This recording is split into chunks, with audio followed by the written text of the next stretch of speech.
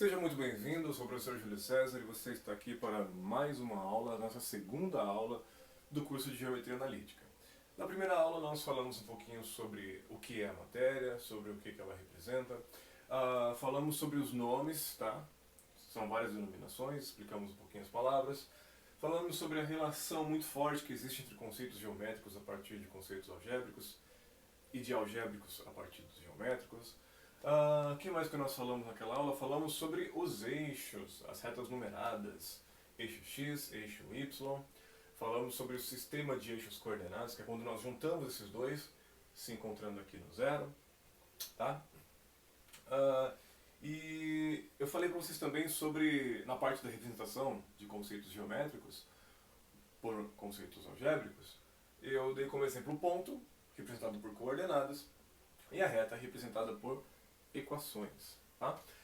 Para a nossa segunda aula, então, nós vamos continuar falando aqui sobre o plano cartesiano, sobre o sistema de eixos coordenados, com novos nomes, que eu fiquei de falar na primeira aula, acabei deixando, estou falando agora, tá bom? Então, ó, eixo X, eixo das abscissas, eixo Y, eixo das ordenadas. Se você encontrar algum exercício, algum problema que você tem que resolver, e ele fala assim, ó, calcule alguma coisa, tanana, tanana, a partir do ponto cuja abscissa vale 5 e a ordenada vale 7.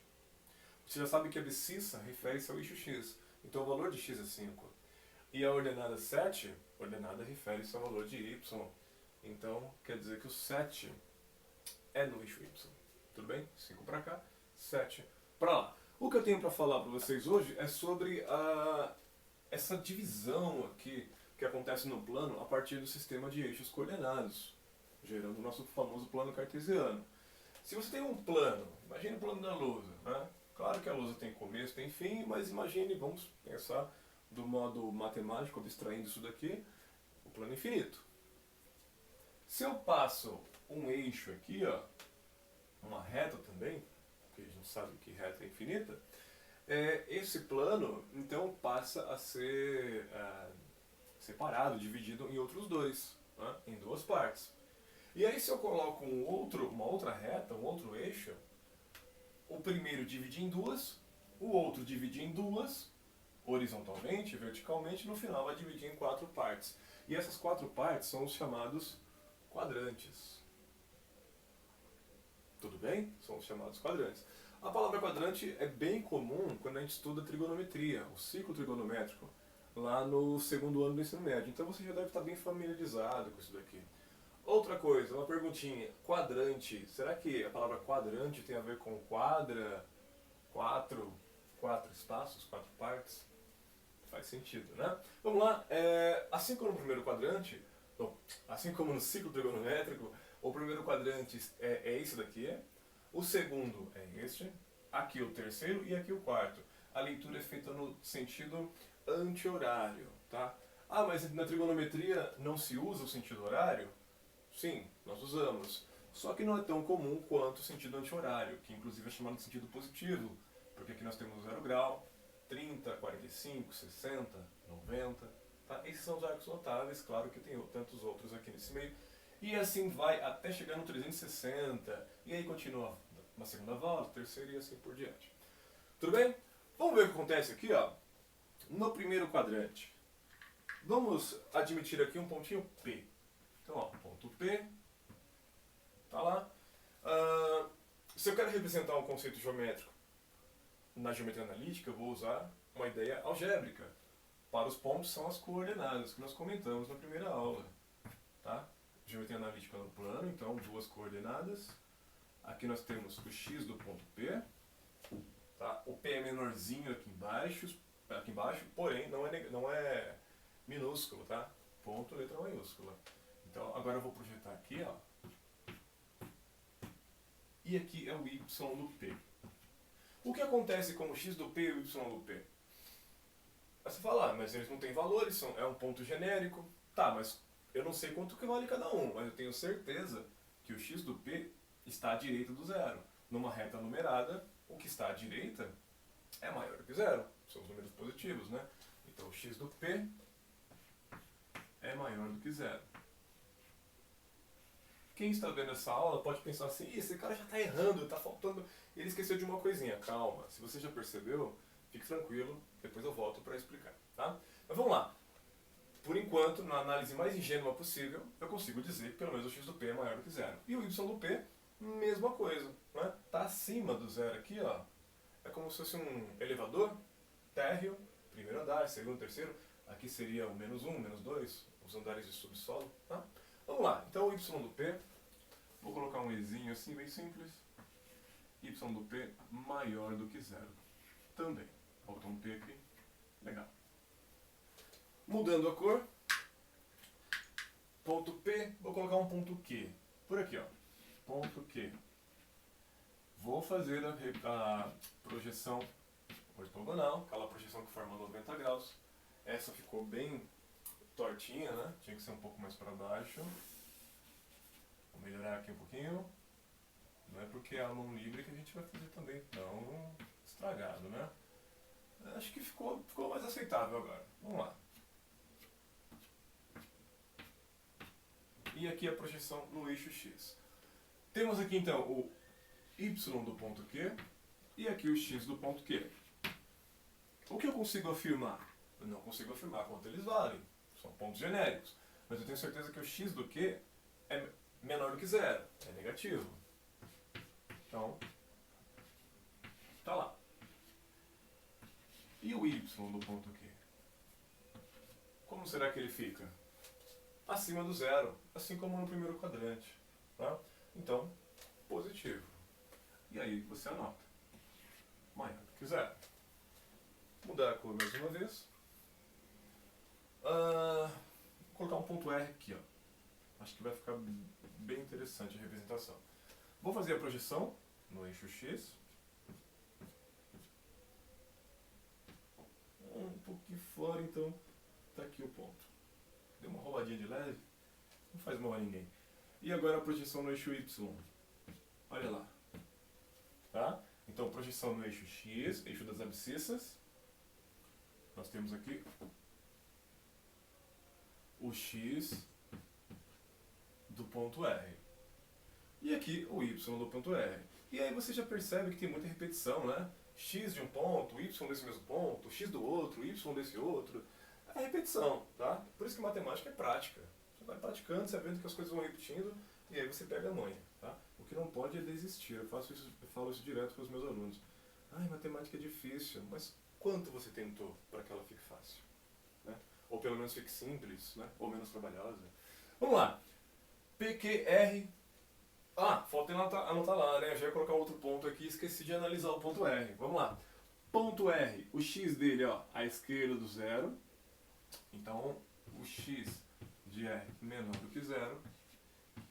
E o y de R abaixo de zero, também menor, negativo. Então, y de R também menor do que zero. E aí, para fechar, um pontinho no quarto quadrante, PQR, vou colocar um S aqui bonitão, tá? Um ponto S. Projeção no eixo X. Deixa eu ver, será que eu consigo assim? Ficou aceitável. E agora eu vou tentar acertar aqui, ó. É um risco que se corre. Tá lá. S, projeção no eixo X, então aqui eu tenho o X do ponto S. X do ponto S. E aqui, projeção no eixo Y, eixo das ordenadas, Y, P não, né? Y do ponto S. Vamos lá, nossa análise rapidinho. O x do S está à direita do zero, assim como o x do P. Tá? Então, positivo. X do S maior do que zero. E o y do S? Abaixo do zero. Então, negativo. Y do S é menor do que zero. É uma análise fácil? É. Posso analisar com mais pontos? Posso. Só que se eu colocar, como eu tenho quatro quadrantes, né, aquela história do princípio da casa dos pombos, eu tenho 4 quadrantes. Já coloquei 4. Se eu colocar um quinto, já coloquei 4 pontos. Se eu colocar um quinto ponto, com certeza ele vai repetir um dos quadrantes, né? Seria o primeiro, ou repetir o segundo, ou o terceiro, ou o próprio quarto, onde eu já finalizei. Então não preciso mais fazer isso. O que eu preciso agora é fechar essa ideia percebendo o seguinte: eu consigo, a partir da posição do ponto, saber se o x dele é positivo ou negativo. Outra coisa, eu só falo maior que zero ou menor que zero. Eu só falo positivo ou negativo. Não pode ser zero? Não existe zero no plano cartesiano? Existe, tá? Eu posso ter, então, no primeiro quadrante, um ponto cujo x seja zero. Vou pegar a cor certa aqui. Depois vem o branco. Né? Vamos seguir o padrãozinho para ficar bonito. Então, o x do ponto P pode ser zero. Mas e o y do ponto P? Também pode ser zero. O que vale para o x está valendo para o y, tá? Então ele também pode ser zero. E aí, o que vale no primeiro quadrante vale em todos os outros. Essa parte que eu não vou tomar muito tempo, porque senão vai ficar até meio maçante, né? Mas o que está valendo aqui nesse ponto, está valendo para esse, para esse e para esse aqui. Aí eu posso fechar todos assim, ó. E era isso que eu tinha comentado, que alguém que viu o vídeo logo no começo, pode pensar, ele está esquecendo de um negócio importante aí, não vou nem continuar esse vídeo, esse cara não está com nada. Não, eu ia voltar para falar depois. Né? Tudo bem? Então, tá aí. Aí surge uma outra pergunta. E se os dois forem zero? Porque você pode ver que em todos os casos, o x pode ser zero e o y também pode ser zero. Se os dois forem simultaneamente nulos, os dois valerem zero, o ponto em questão será esse daqui, ó. E aí a que quadrante que ele pertence? A todos, né? Olha lá, em todos nós temos a situação do y e o x podendo ser nulos simultaneamente. Então ele pertence a todos, até porque ele está aqui no encontro de todos. É um ponto master, por assim dizer.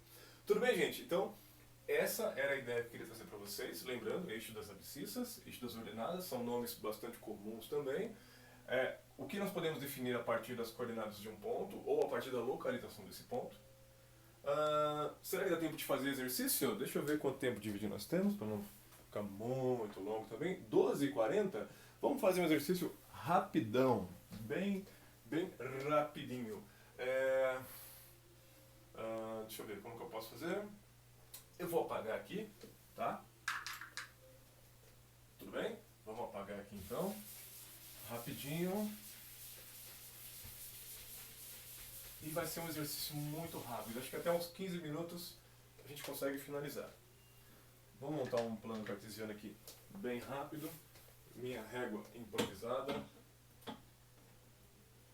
Olha que legal. Inclusive, se alguém quiser me dar uma régua aí, ó, hashtag ajude um professor. É uma campanha da Unesco por um mundo melhor. Olha aí, que bonito. A minha régua eu deixei na escola. Mas tudo bem, vamos lá. Eixos x e y.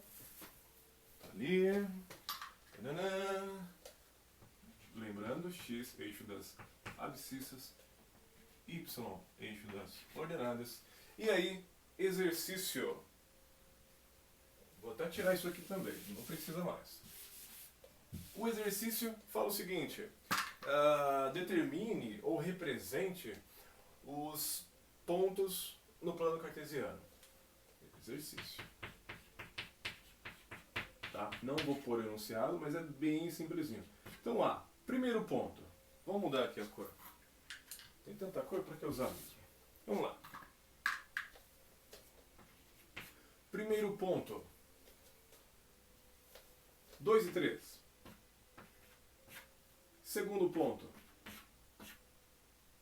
4 e 0. Terceiro ponto. 0 e 4. Quarto ponto. 0 e 0. Essa parte é bem rápida porque é muito simples mesmo, é só a aplicação do que a gente viu, tá? Então você vai lembrar que aqui, ó, tá o 0, 1, 2, 3, 4, 5, o 6 já tá bom. Menos 1, menos 2, menos 3. O espaço tem que ser o mesmo para todos. Aqui, claro, eu vou tentando fazer o melhor, mas você que faz com reguinha, faz aí bem bonitinho. Aqui para baixo, menos 1, menos 2, menos 3, menos 4, menos 5, acho que já deu. E aqui